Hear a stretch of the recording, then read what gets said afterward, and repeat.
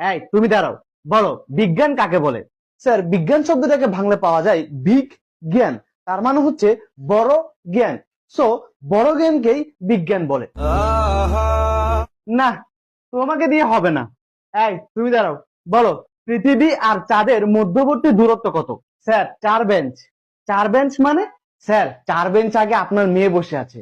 আপনার মেয়ে হচ্ছে চাঁদ, আর আমি আপনার মেয়ের পৃথিবী।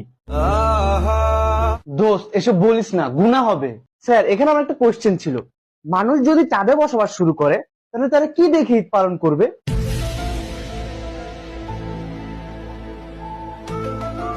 দোস্ত, ঈদ একটা পবিত্র জিনিস, এসব বলিস না, গুনাহ হবে। স্যার, এখানে আমারও একটা কোশ্চেন আছে, পৃথিবীতে থাকা মানুষরা চাঁদকে দেখিয়ে বলে ওই যে দেখো চাঁদ মামা, তার মানে পৃথিবী হচ্ছে চাঁদের বোন আর চাঁদ হচ্ছে পৃথিবীর ভাই, এ কারণেই তো তাকে মামা ডাকা হয়। তাহলে চাঁদে যদি মানুষ থাকে, তাহলে মানুষরা পৃথিবীকে দেখে কি বলবে? ওই যে দেখো পৃথিবী আন্টি।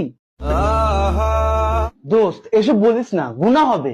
তো একটু আগে তুই বলছিলি স্যারের মেয়ে চাঁদ আর তুই পৃথিবী, তাহলে কি তোরা ভাই বোন?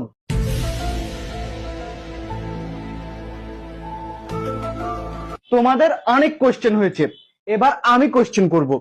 বলো, ডাইনোসর বিলুপ্ত হওয়ার প্রধান কারণ কি? স্যার, এসব বলিয়েন না, গুনাহ হবে।